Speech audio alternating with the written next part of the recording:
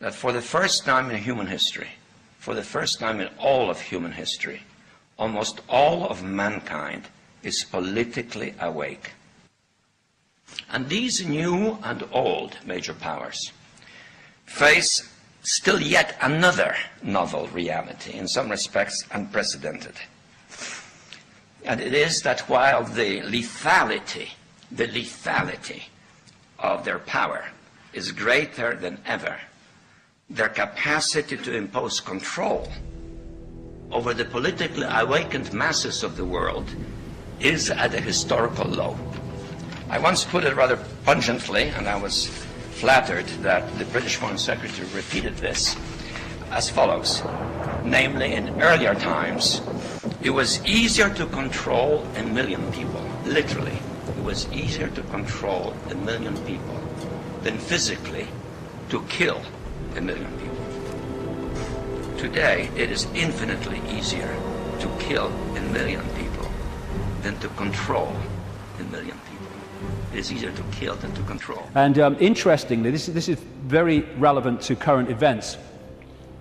In his books and his statements, Brzezinski, who's very much, like I say, running the foreign policy of Obama with people like Kissinger, he talks about an area of the world called Eurasia, which is basically from Europe across to China. Now, this is the most significant part of Eurasia on this map.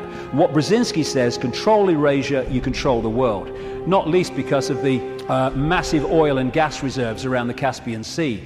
So we're in a process of the cabal wanting to take over Eurasia, and particularly this area. Now look, the number of countries that have been invaded, had regime change, or are now currently being targeted. First of all, the Ukraine.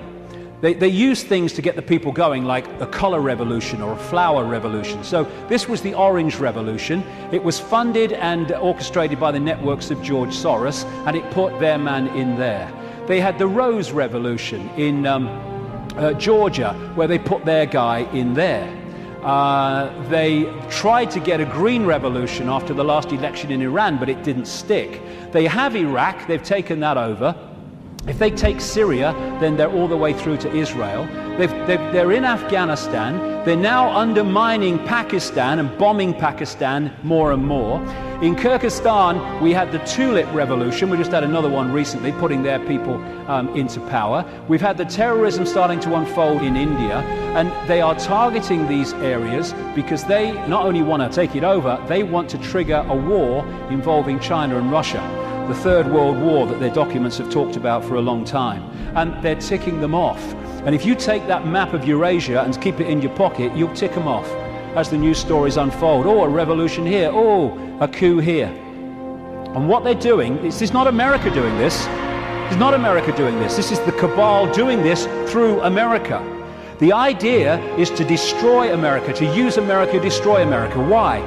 Because when you want a world government dictatorship, you cannot have any superpowers that have the military and financial might to say no to what you're saying must happen. Because the world government intends to have a world army, a world central bank, and a world currency eventually. And they'll manipulate the financial situation to bring that about, or try to. So what they need to do to take the superpower America out is they need to destroy it militarily, and they need to destroy it financially. And that's what they're doing. They're using it on their foreign excursions, and they're undermining its economy to destroy America. And it is going down the pan so fast. And this guy is being used as the front man. Nice smile. Oh, he's a nice man. That's what's really happening. Behind the smile. Just hand it on. It wasn't change. There we go. Here's the ball. Make sure you keep the drugs running in Afghanistan, you know. Drop some my way. And what we saw was a presidential problem reaction solution. Bush was brought in to create problems, financial problems, overseas wars problems, and this guy was brought in as the solution to the problems. And as Adolf Hitler said, the great masses of the people will more easily fall victims to the big lie than the small one. So, I am someone to believe in. Hope, which is always in the future, never in the now. And so it never actually comes to fruition, but we can hope it does. And then you had change you can believe in. And none of these trite phrases like change were ever described in detail about what they actually meant. And what they created was a massive mind control coup on vast tracts of American people, because they made Obama a blank screen, an empty suit on which people could project what they felt hope and change was, their version of it, onto him. And once he became president, of course, everything was changed.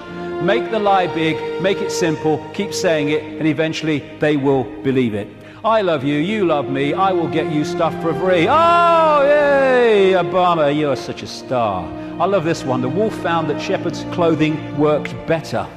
The peace president, first thing he did was agree the bombing of Pakistan. Same guy, all this going on with this spent uranium, depleted uranium. What does he do? Continues the bombing, increases the troops. Fraud, another puppet. Golden rule, big time. Ignore the words and watch the actions, because they're never the same. And just to show you nothing's changed, there we go. Good old Bono. Nothing's changed, we're fine. So, we have this projected agenda, and we're now at the point where they're trying to introduce finally that structure. World government, world central bank, world army, a world currency eventually, and alongside it, of course, the Orwellian state that I've been writing about for the best part of 20 years, and increasingly so many others have too over the years, and it's unfolding as daily experience.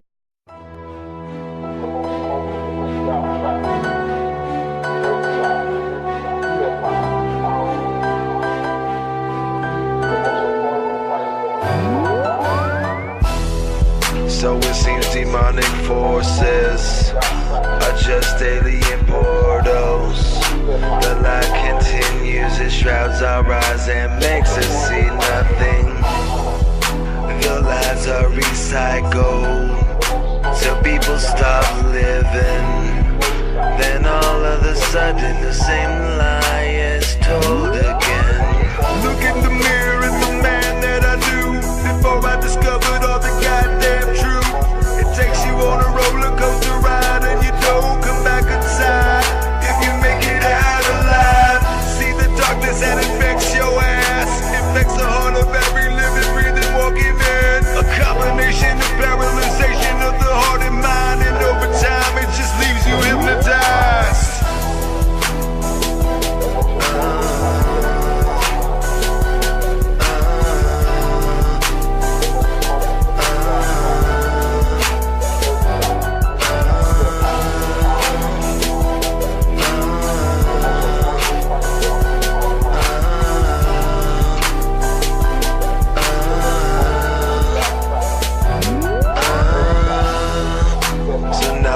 Controlling this planet through bloodline. Don't know what I mean. Take a look it up, take a look with me. The lies are then recycled till people stop breathing. Then all of a sudden the same lie could be told again. Look in the mirror.